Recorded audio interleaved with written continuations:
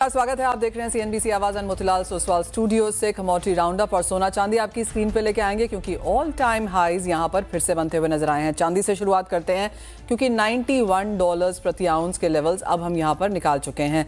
अगर पिछले 12 महीने की यहां पर बात की जाए तो 195% के गेन्स आपको यहां पर चांदी ने दिए हैं 12 महीने के अंदर अंदर, और वो प्राइसेस हैं यहां पर 2,85,000 यानी कि 3 लाख से महज 15,000 रुपए हम यहाँ पर दूर हैं। और इवन एज अंतर्राष्ट्रीय बाजारों में डॉलर टर्म्स में यहाँ पर $91 पर आउंस है, लेकिन अगर हम शंघाई के बाजारों में यहाँ पर देखें तो $100 पर आउंस का आंकड़ा वहां पर निकल चुका है। यानी कि काफी सारी दूसरी कंट्रीज में एक बहुत बड़ा प्रीमियम है यहाँ पर चांदी में, जहां पर खरीदार ज्यादा हैं, बिकवाली वाले लोग नहीं हैं, और इसलिए यहाँ पर बढ़त लगातार बनती हुई नजर आई है। यही हाल काफी हद तक सोने का भी है। बढ़त यहाँ पर भी बनती हुई देखी है हमने। $4,600 पर आउंस के लेवल्स यहाँ पर निकल चुके हैं, और भारतीय बाजारों के नंबर्स आपकी स्क्रीन पर लेके आएंगे तो 1,45,000 के आसपास के लेवल्स यहाँ पर सोने में भी हमने भारतीय बाजार में बनते हुए देखे हैं। ऑल टाइम हाईज लगातार यहाँ पर हैं और यहाँ से और तेजी की एक्सपेक्टेशन।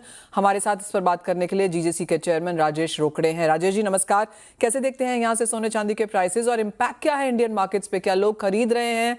क्या प्रीमियम पे है, डिस्काउंट पे है, बेचने आ रहे हैं लोग? क्या हो रहा है इन प्राइसेस पे? देखिए, फिजिकल मार्केट में मैं देख रहा हूँ जिस तरीके से गोल्ड के रेट बढ़े, इस वजह से थोड़ा सा स्टार्टिंग में दबाव आता है, लेकिन पिछले 2 साल से मैं देखते आ रहा हूँ लगातार बढ़ते जा रहे हैं वन साइड। मतलब करेक्शन की भी उम्मीद जो हम लगा के बैठते वो भी नहीं मिल रही। इस वजह से अभी धीरे धीरे ग्राहकों का एक मन बन चुका है कि अभी रेट कहीं से भी करेक्शन देने वाले नहीं है। इस वजह से खरीदारी कर रहे हैं। हाँ, मैं मानता हूं कि वजन के हिसाब से अगर मैं इसको वॉल्यूम वाइज देखता हूं तो उसमें 10% की कमी है, 15% की कमी है, लेकिन वॉल्यूम वाइज कम होने के बावजूद वैल्यू वाइज काफी जबरदस्त तरीके से फिगर्स आ रहे हैं। और ओवरऑल अभी भी मतलब पहले ऐसा था कि सिर्फ और सिर्फ जो ज्वेलरी बाय करना है वो एक खरीदारी करनी है, उनके यहाँ कुछ ओकेजन है, उनके यहाँ शादी है, या उनके यहाँ कुछ बर्थडे पार्टी है, या उनके यहाँ बर्थडे है, या फिर कोई प्रोग्राम है, उसी के लिए ज्वेलरी खरीदी जाती थी एक अच्छे मुहूर्त को देखते हुए। लेकिन अभी इन्वेस्टमेंट वाले बायर भी इसके तरफ अट्रैक्ट होते जा रहे हैं, तो ये एक चेंज हम लोग ने देखा। इस वजह से थोड़ा सा मैं कहूंगा कि फिजिकल मार्केट ठीक है। और जिस तरीके से पूरे वर्ल्ड में सिनेरियो चल रहे हैं, तो मैं तो कहूंगा कि थर्ड वर्ल्ड वॉर जो चल रहा है उसके वजह से गोल्ड और सिल्वर और नए नए रिकॉर्ड बनाते जा रहा है। इस वजह से खरीदारी लोग करने से कहीं चूक नहीं रहे। और एब्सोल्युटली अगर हम सिटी की रिपोर्ट देखें जो कल रात को आई है तो उनका कहना है कि अगले 3 महीने में सोना 5,000 और चांदी $100 प्रति आउंस ले जाएगा। यानी कि बैंक्स की तरफ से भी लगातार एक अपसाइड रिविजन यहां पर सोने और चांदी दोनों में होता हुआ नजर आ रहा है। राजेश जी, एक जैसे आपने कहा ओकेजन्स पे लोग खरीदारी कर रहे हैं कि, लेकिन वो क्या पुराना सोना लेके आ रहे हैं कि पूरा का पूरा नया ले रहे हैं? देखिए, उसमें भी दो तरह के कस्टमर्स हमारे पास अभी आ रहे हैं। जिनके पास पुराना सोना है वो मतलब जिनका बजट नहीं बैठ रहा है वो अपना पुराना सोना लेके आते हैं, उसमें कुछ एडजस्ट करके करके ले आते हैं। और कुछ ऐसे भी है जो कई बार शादियों में ऐसे भी खर्चे होते थे जो कि सिर्फ उन्हें ऐसा लगता था कि इसका कोई रिटर्न नहीं आएगा, तो उस खर्चों को भी उन्होंने कटौती की और वो खर्चे को भी उन्होंने गोल्ड इंडस्ट्री में उन्होंने डाइवर्ट किया है। तो ये अलग अलग तरीके से कस्टमर्स का बिहेवियर है। कुछ कस्टमर्स ऐसे हैं जो उनका पॉकेट फ्रेंडली नहीं बन रहा है, तो वो थोड़ा सा लाइट वेट ज्वेलरी की तरफ जा रहे हैं। और कुछ कस्टमर ऐसे भी है कि उनका बजट अगर 1 लाख का है तो उस बजट को वो 2 लाख करने जा रहे हैं, क्योंकि उनको समझ में आ रहा है कि ये शायद मेरा इसी बहाने इन्वेस्टमेंट हो जाएगा और उसी बहाने भविष्य मेरा और उज्जवल होगा, ऐसा उन्हें लग रहा है। तो दोनों टाइप के कस्टमर मार्केट में अवेलेबल है। राजेश जी, एक पिछले पूरे 4-5 साल इस तरह से निकले 2020 से 24-25 तक, जब हमने लोगों को ये कहते हुए सुना है, स्पेशली यंगर लोगों को, कि नहीं सोने में नहीं खरीदारी करनी है, एक फोन ले लेंगे, कुछ और खरीद लेंगे, वेकेशन पे चले जाएंगे। क्या उनका हृदय परिवर्तन होता हुआ देखा है हमने? हाँ, बिल्कुल। पहले हमारी की तरफ जेंजिस नॉर्मली अट्रैक्ट नहीं होते थे, लेकिन अभी वो भी इस इंडस्ट्री की तरफ बहुत ज्यादा अट्रैक्ट हो रहे हैं। और मुझे मतलब अच्छा भी लग रहा है कि कम से कम वो लोग भी अपने भविष्य को लेके बहुत ज्यादा चिंतित है और भविष्य को लेके सिक्योर करना चाहते हैं। जिस तरीके से जितने भी मैं वर्ल्ड के सभी सेंट्रल बैंक्स तक के, गवर्नमेंट तक के, सब गोल्ड के ऊपर विश्वास रख रहे हैं, सिल्वर के ऊपर। सिल्वर का तो नो डाउट इंडस्ट्रियल यूज भी बहुत ज्यादा है। तो इस वजह से जो जेंजीज है और जो नए लोग हैं जो ये सोचते थे कि ये खर्चों के शायद मुझे रिटर्न उतना नहीं आएगा, तो वो अभी ज्वेलरी इंडस्ट्री की तरफ वो बड़ा मतलब अच्छी खासी खरीदारी कर रहे हैं और वो अपने आप को सेव भी कर रहे हैं और सेविंग भी बढ़ा रहे हैं। एब्सोल्युटली। राजेश जी, एक फाइनल सवाल, आपको क्या लगता है यहाँ से प्राइसेस क्या जाएंगे भारतीय बाजारों में? जिस तरह की तेजी हम ऑलरेडी देख चुके हैं, आई नो ये बहुत डिफिकल्ट है, इवन ग्लोबल बैंक्स अपने प्राइसेस और फोरकास्ट चेंज करते जा रहे हैं, आपको क्या लगता है? मनीषा जी देखिए, आज का बहुत अच्छा मुहूर्त है, मतलब आज मकर मकर संक्रांति है। संक्रांति है जी। शुभकामनाएं भी देता हूँ। और देखिए, जिस तरीके से हम लोग ने एक साल का अगर मकर संक्रांति टू मकर संक्रांति रेट देखे, तो आपने अभी सिल्वर में बताया कि 200% की तेजी आई है, गोल्ड में भी 100% से ज्यादा की तेजी है। तो ये कहीं ना कहीं आने वाले दिनों में जो हम लोग प्रिडिक्ट कर रहे थे कि गोल्ड एक $5,000 जाएगा, तो आप देखिए ऑलमोस्ट $4635 पे आपके स्क्रीन पे भी दिख रहा है।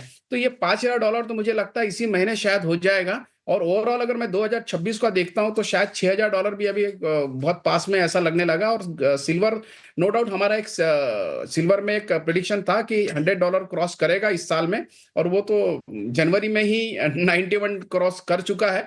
तो शायद सिल्वर में एक बार $100 के बाद थोड़ा माइल्ड करेक्शन आ सकता है। बट मुझे ओवरऑल अगर मैं लॉन्ग टर्म के लिए देखता हूँ, गोल्ड और सिल्वर बहुत ही बुलिश है। और बहुत जबरदस्त अभी भी तेजी इसमें बरकरार रहने की संभावना है, क्योंकि सेंट्रल बैंक्स के रेट कट्स निरंतर चलते आ रहे हैं। वो कहीं से भी यही इंडिकेशंस यही आ रहे हैं कि जब फेड के रेट कट का अनुमान है कि फिर से वो 0.25 बेसिक कम करेंगे।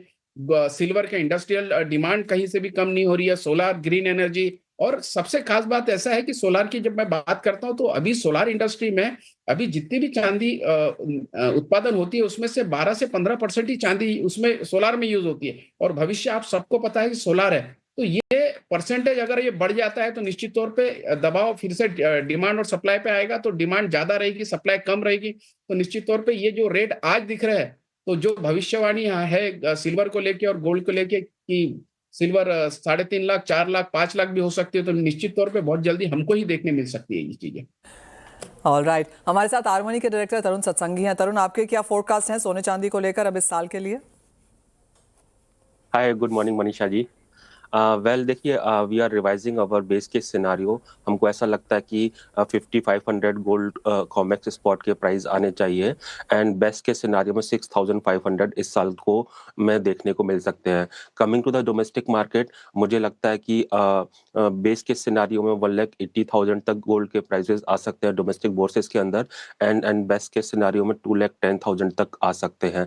जिस तरीके से जियो पोलिटिकल टेंशंस हाइटन्ड हुई है, वो कहीं ना कहीं सेफ हेवन मनी इंजेक्ट कर रहा है। अगर हल्का सा भी ईरान के ऊपर यूएस ने अटैक कर दिया, दो they are planning, they have already stated के military is on the way. और ऑलरेडी देखिए, अगर होता है तो we should not be forgetting कि 3.5 मिलियन बैरल पर डे का सप्लाई है वहां पर, वो मार्केट में ऑफ होने की चांसेस बढ़ जाएंगे। तो कितना रिस्क प्रीमियम मार्केट के अंदर बढ़ जाएगा, we can imagine. That is why अभी जो वोपिंग मूव देखने को मिल रहा है प्राइसेस के अंदर।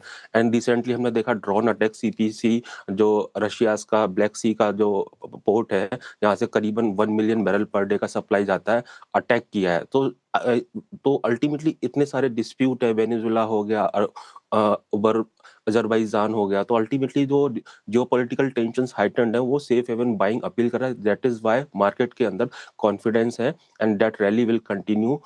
और अपार्ट फ्रॉम दैट, हम देखते हैं कि रेट कट जो है वो ऑलरेडी सपोर्टिव रहा है, एंड वे यूएस की लेबर मार्केट सिचुएशन है, इन्फ्लेशन अगर हल्का सा भी सॉफ्टन होता है, तो ultimately we may see aggressive rate cut this year also.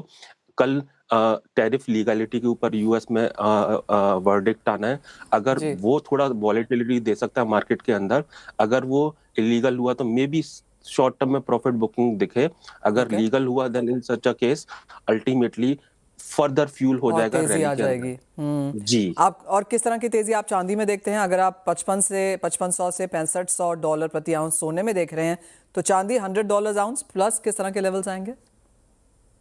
हमारा Q1 ऑफ दिस ईयर का टारगेट था 120 से $125, विच ओके, इज लगता है कि आने का चांसेस बहुत हाई है। जिस तरीके से सिल्वर इज परफॉर्मिंग, $100 तो प्रॉब्ली हो सकता है कि इसी हफ्ते देखने को मिले। सो Q1 का टारगेट इज 120 से $125, and simultaneously by the year and base के सिनारियो रहेगा $150, एंड बेस्ट के सिनारियो में हो सकता है $200 भी देखना पड़े। सिल्वर का जो मार्केट डेफिसिट है, date can not be change in coming couple of years. 6 साल से हमने डेफिसिट में देखा है, इस साल सिल्वर का deficit would be around 300 million ounces, और अल्टीमेटली ये जो डेफिसिट है वो बढ़ ही रहा है। तो कहीं ना कहीं we have a clarity, incremental demand है सोलर में, ईवीज में। 2019 में ईवी का शेयर जो होता था व्हीकल्स के अंदर 3% था, अभी 23 है। पावर हाउसेस, डेटा सेंटर, तो इतने सारे एप्लीकेशंस बढ़ रहे हैं। सिल्वर का जो लॉन्ग टर्म स्टोरी है that is continue to remain intact in the long run. Market में हो सकता है कि मीन टेस्ट करने के लिए प्राइस देखने को मिले, but story will not change and silver will be I think epic center for commodities in couple of years to come. Right Tarun, बहुत शुक्रिया साथ जुड़ने के लिए। तो क्लियरली सोने और चांदी में बहुत बड़े टारगेट्स यहाँ पर हैं नियर टर्म के लिए और इस साल के अंत तक भी। वेल, इसी के साथ अब बात यहाँ पर पाम ऑयल की कर लेंगे और हमारे साथ उस पर बात करने के लिए एसडी गथरी इंटरनेशनल ट्रेडिंग के संदीप भान जुड़े हैं। संदीप, इससे पहले कि हम पाम की बात करें, आपने इस साल में सोना चांदी लिया है? पिछले साल में लिया है? आयुष मैंने लिया होता है। ऑलराइट, आपने पाम लिया है? पाम आपके पास बहुत है। हम पाम हमारे पास बहुत है। ऑलराइट संदीप, पाम के ही फंडामेंटल्स पे यहाँ पर बात कर लेते हैं। और जिस तरह की खबरें अब यहाँ पर देखने को मिली है कि इंडोनेशिया का जो बायोफ्यूल मैंडेट है वहाँ पर शायद कुछ मूवमेंट आती हुई नजर आई है। शायद वो उसको 2026 में यहाँ पर फॉलो ना करें। क्या है डिटेल्स वहाँ पर और क्या इम्पैक्ट देखते हैं आप? देखिए, अभी जस्ट नाउ न्यूज आ गई है कि Indonesia has confirmed B40 he implement हो जाएगा 2026 में। B50 का इंप्लीमेंटेशन डिले कर दिया गया है till next year. So this year 2026 it will be only B40। दूसरी बड़ी न्यूज उन्होंने जो दी है वो है एक्सपोर्ट टैक्स को 2.5% से बढ़ाया गया था। जो अभी 10% था सीपीओ पे, वो अब 12.5% है। ये अभी की सबसे दो बड़ी मेजर न्यूज है। इम्पैक्ट हमने ऑलरेडी मार्केट्स में आता हुआ देखा है। संदीप, यहाँ से अब प्राइस मूवमेंट कैसी देखेंगे आप? देखिए, प्राइस में अभी अगर palm entire edible oil complex देखे तो palm is the cheapest oil now. Soybean oil के सामने $100 डिस्काउंट है, सनफ्लावर ऑयल के सामने $300 डिस्काउंट है। तो पाम ओवरऑल कॉम्प्लेक्स में it's very cheap, but simultaneously palm is also heavy on stocks. उसका मेन कारण है मलेशिया में अभी जो रिपोर्ट अनाउंस हुई थी उसमें 3 मिलियन टन के आसपास स्टॉक्स दिखाया था। सो पाम में स्टॉक्स आर इनफ, बट अब जो सपोर्ट अभी पाम को मिल रहा है वो support is because it is the cheapest oil. Soybean oil के सामने $100 के चलते अब सारा जो कोई भी आज एडिबल ऑयल लेने जाएगा सबसे पहले पाम लेंगे, क्योंकि ये चीपेस्ट ऑयल। उसके चलते पाम को अच्छा बहुत ही बड़ा फर्म सपोर्ट मिल रहा है। फ्रॉम इंडियन पर्सपेक्टिव ये इंडिया के लिए बहुत ही अच्छी न्यूज है।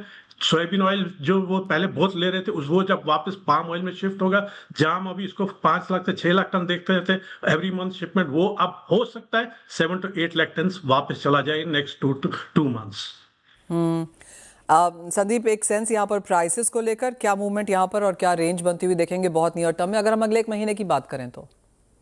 प्राइसेस को 4000 के आसपास जब भी पाम जाता था, वेरी स्ट्रॉन्ग सपोर्ट। इस लेवल्स पे इंडिया की बाइंग अच्छी आ जाती है और बाकी ग्लोबल डेस्टिनेशंस भी बहुत बाइंग करते हैं। जब ये 41-50 के ऊपर जाता है तो बाइंग थोड़ी रुक जाती है। अब आज के सिनेरियो में आज जो ये 2.5% का ये दिखाया, इससे ये एक्चुअली ये रूमर 2-4 दिन से चल रही थी कि शायद 5% इसको बढ़ाए, तो उसके चलते पाम में थोड़ी सी तेजी और आ गई थी। वी क्रॉस टुडे, कल भी वो पहले 4100 क्रॉस किया था, फिर न्यूज शाम को न्यूज दूसरी आ गई तो वापस गिर गया। आज फिर ये वापस 4100 फ्यूचर्स में ब्रेक कर गया। So it is trading in between 4000 to 4200 in a very short term. Main reason उसका heavy stocks of palm 3 million ton in Malaysia, but same time big support from price differential between the competing oils. Sandeep, biofuel mandate हमने Indonesia की तरफ से तो आता हुआ देखा है, लेकिन ग्लोब ओवर जिस तरह के नंबर्स हम बनता हुआ देख रहे हैं, चाहे वो ब्राजील है, अर्जेंटीना है, यूएस इन सम सेंस है, आपको लगता है बाजार इन पर नजर रखेगा या फिर पाम के लिए इंडोनेशिया की जो खबर है वो मेन थी? पाम के लिए इंडोनेशिया की खबर तो मेन थी। पाम के लिए अब यूएस बायोफ्यूल की न्यूज भी बहुत ही बड़ी मीनिंगफुल है कि that will drive soybean oil prices कहाँ जाएंगे। अभी जैसे नियर बाय में soybean oil prices are also getting very firm. कुछ ही दिनों में वो $50 ऊपर गया है। तो जैसे जैसे सोयाबीन ऑयल बढ़ता जाएगा वैसे पाम को सपोर्ट मिलता जाएगा। तो स्प्रेड $100 $175 के बीच में मेंटेन होते हुए पाम को उसका सपोर्ट मिलेगा। So palm will definitely look to US biofuel program. Palm's own biodiesel program जो इंडोनेशिया का था, इनका ये 1 साल डिले करने से it is basically repeat of 2025 situation. वही 48-49 मिलियन टन प्रोडक्शन, वही स्टॉक्स, वही बायोफ्यूल, वही export, that remains the same. Sandeep, Indian budget के लिए अब सिर्फ 15 दिन बचे हैं और काफ़ी सारे इंडस्ट्री रिप्रेजेंटेटिव से हमारी बात हुई है, जिनका एक ही चीज़ कहना है कि जो national mission of palm oil है उसके ऊपर ऑन ग्राउंड और उसको पुश किया जाए, एलोकेशंस बढ़ाई जाएं, इंपोर्ट को लेकर कुछ यहाँ पर देखा जाए, बिकॉज जिस तरह से रुपया डिप्रिसिएट हो रहा है, ऑफ कोर्स वो इंपोर्टेड इन्फ्लेशन भी यहाँ पर आते हुए नजर आ रही है। क्या कुछ आप वॉच करेंगे इंडियन बजट में? हम इंडियन बजट से ज्यादा तो हम इंडियन बाइंग को देखेंगे अब, जो बहुत ही रुक गई थी पाम में। जैसे palm had lost a considerable demand from India, mainly because palm बड़ा प्रीमियम पे हो गया था। अब इस बजट में देखना है कि पाम को कितना और अट्रैक्टिव हो सकता है, और क्या ये डिमांड जो हमने खो दी थी वो वापस आ जाएगी। संदीप, जैसे आपने कहा कि palm as of now cheaper है, बाकी एडिबल ऑयल्स में हल्की सी बढ़त देखने को मिली है। सन में हमने एक तेजी आते हुए देखी है। इंडियन मार्केट्स में ऑफ कोर्स कुछ मुनाफा वसूली यहाँ पर सरसों में देखने को मिली है। ओवरऑल आगे जाकर पाम की तो आपने यहाँ पर एक रेंज दी ही है, लेकिन बाकी एडिबल ऑयल्स में आपको लगता है कि वो स्लाइड बुलिशनेस बनी रहेगी? हम बिकता हुआ देखेंगे, प्राइसेस बेरिशनेस देखेंगे, वो तो होगा ही नहीं शायद, लेकिन बुलिशनेस में भी कितना परसेंटेज टर्म्स बनता हुआ नजर आएगा? As you rightly said, bearishness is not in the markets. Edible oil complex में in general there is no bearishness. Soybean oil भी बढ़ता गया, $50 बढ़ गया कुछ ही एक दो हफ्ते में। सनफ्लावर ऑयल अपना प्रीमियम बनाए रखा है, और अभी भी ऐसा सुनने में आ रहा है कि शायद ये और बड़ी बढ़ोतरी सॉफ्ट ऑयल में आएगी। जैसे सॉफ्ट ऑयल में बढ़ोतरी आई, उसका इम्पैक्ट पाम पे भी मिलेगा। So they are well supported prices which has a, I can say, more upside then downside. लेकिन संदीप, बहुत शुक्रिया साथ जुड़ने के लिए, और बहुत शुक्रिया साथ ही साथ वो पूरे खाने के तेलों के सेक्टर के बारे में भी समझाने के लिए, और आपको राय देंगे सोना चांदी खरीदने के लिए। पहले इसी के साथ एक ब्रेक का भी समय है, लौटेंगे तो बात करेंगे बॉन्ड स्ट्रीट पर। CNBC आवाज and India bonds presents bond street. नमस्कार, बॉन्ड स्ट्रीट में आपका स्वागत है। और इस बार हम बात करेंगे उन सारे प्राइवेट प्लेसमेंट्स के जो मार्केट में बहुत जल्दी बॉन्ड इश्यू संभव हो सकते हैं। इसमें से ज़्यादातर इसी हफ्ते में यहाँ पर हैं, जहाँ पर कंपनियाँ फंडिंग के लिए ये रास्ता अपनाने की योजना बना रही हैं। तो सबसे पहले यहाँ पर बात करेंगे REC की। 1.5 लाख करोड़ ये लोग इंक्रीज करना चाहते हैं, इशू करना चाहते हैं, रेज करना चाहते हैं NCDs के जरिए। एक्सिस बैंक आप देख सकते हैं 350 बिलियन रुपए का इशुएंस ये भी करना चाहते हैं डेट के रूट से। टोरेंट फार्मा के बोर्ड को अप्रूवल मिला है 125 बिलियन रुपए रेज करने का NCD के जरिए से। साथ ही साथ बैंक ऑफ महाराष्ट्र की अगर बात की जाए तो ये लगातार मार्केट में रहा भी है, और ये यहाँ पर इंफ्रास्ट्रक्चर बॉन्ड के जरिए 100 बिलियन रुपया इशू करने की या रेज करने की कोशिश में है। JSW स्टील की बात की जाए तो यहाँ पर भी NCD रूट के जरिए 50 बिलियन जुटाने की यहाँ पर योजना है। हमने बोर्ड की तरफ से अप्रूवल टोरेंट फार्मा के लिए भी आता हुआ देखा है, रादर टोरेंट पावर के लिए आता हुआ देखा है, और 30 बिलियन ये भी यहाँ पर रेज करना चाहते हैं। NCD प्रेस्टीज की बिडिंग भी यहाँ पर इसी हफ्ते में है, और ये ज़्यादातर बिडिंग्स बाय द वे आज और कल में बनती हुई नजर आ रही हैं। मर्चेंट बैंकर्स प्राइवेट प्लेसमेंट्स के थ्रू ऑफ कोर्स ये डेटा अवेलेबल हुआ है। NCD प्रेस्टीज की अगर बात की जाए तो NCD प्रेस्टीज एस्टेट्स यहाँ पर 20 बिलियन जुटाने की कोशिश में है। इनकी बिडिंग यहाँ पर आज और कल में है। NCD NHPC की बात की जाए तो 20 बिलियन यहाँ पर जुटाने की राय है, ये बॉन्ड्स के जरिए से है। मुथूट फाइनेंस की बात की जाए तो ये 3 बिलियन जुटाना चाहते हैं बॉन्ड के जरिए से। सम्मान कैपिटल ने भी यहाँ पर बिड डालेंगे, ये आज के लिए 2 बिलियन रुपया जुटाना चाहते हैं ये बॉन्ड के जरिए से। एमरल्ड हेवन प्रॉपर्टीज की बात की जाए तो 1.08 बिलियन बॉन्ड के रूट के थ्रू ये भी इशुएंस आएगा। इलेक्ट्रॉनिका फाइनेंस यहाँ पर 1 बिलियन जुटाएगा बॉन्ड के जरिए से, और IIFL फाइनेंस की अगर बात की जाए तो यहाँ पर बॉन्ड के जरिए से 160 मिलियन जुटाने की चाह है। वेदिका क्रेडिट आपकी स्क्रीन पे लास्ट कंपनी है। यहाँ पर इनकी बॉन्ड के जरिए से 800 मिलियन जुटाने की इच्छा है, और ये बिडिंग कल यहाँ पर खुलती है।